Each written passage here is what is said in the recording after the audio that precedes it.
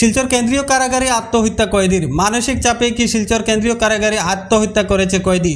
অভিযোগ উঠেছে মিথ্যা গণধর্ষণের মামলার। পূর্ব শুনাইয়ে চাঞ্চল্য সৃষ্টি করা গণধর্ষণের মামলার অভিযোগে পুলিশ দুজনকে আটক করে জেলে পুরে, বাকি দুজন পুলিশের নাগালের বাইরে। উল্লেখ্য, গত 15 ফেব্রুয়ারি রাতে সংঘটিত এক নাবালিকা গণধর্ষণকে কেন্দ্র করে এলাকায় তীব্র চাঞ্চল্যের সৃষ্টি হয়।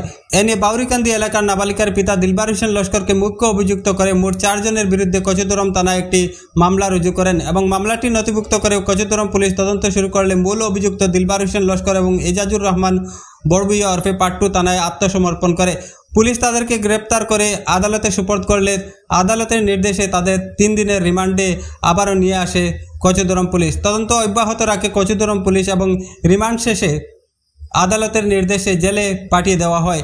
প্রায় 3.5 মাস জেলে থাকার পর মঙ্গলবার দিনে শিলচর কেন্দ্রীয় কারাগারে ঝুলন্ত অবস্থায় মৃতদেহ আবিষ্কার হয় দিলবারের। পরে অন্যান্য কয়েদিরা লক্ষ্য করে জেলের পুলিশ কর্মীদের অবগত করালে পুলিশ তাকে উদ্ধার করে কেন্দ্রীয় কারাগারের হাসপাতালে নিয়ে গেলে কর্তব্যরত চিকিৎসক তাকে মৃত বলে ঘোষণা করেন। পরে পুলিশ দিলবারের মৃতদেহ ময়নাতদন্তের জন্য শিলচর মেডিকেল কলেজ ও হাসপাতালে প্রেরণ করে।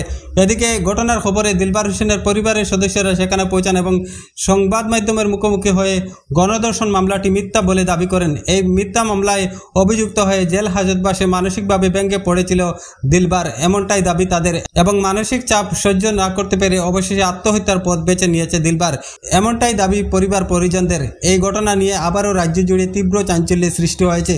মঙ্গলবার বিকালে মৃতদেহ ময়নাতদন্তের পর পরিবারের হাতে সমঝে দিয়েছে পুলিশ। সন্ধ্যায় বাউরিকান্দি 2য় খণ্ড এলাকায় দিলবারের বাড়িতে মৃতদেহ পৌঁছানোর পর এলাকায় উত্তেজনা বিরাজ করছে বলে সূত্রের খবর। মানে আমার বাইকনা দিলবার হোসেন লস্কর আজকে থেকে 3 মাস আগে তারা মিথ্যা একটা কেসে ফাঁসানো হয়েছে। ফাঁসানো হইয়া কচুদরম পুলিশে তারে মানে অ্যারেস্ট করিয়া ও জেল হাজতে পাঠানো হয়েছে। এরপরে 3-4 বার তার যে বেল পিটিশন তারা রিজেক্ট করছে, তারা পিটিশন দিয়ে রিজেক্ট করছে মিথ্যা কেসের কারণে। এখন সুইসাইড করছে। এখন পর্যন্ত আমরা প্রকাশ্য কোনো মাত পাইছি না যে মানুষ ভিতরে গেছে কি আছে না, এখনও বর্তমানে কোনো কিছু জানতাম পারছে। এটা রেপ কেস আসলে মিথ্যা কেস, বাসা বাউরিকান্দি 2য় খণ্ড।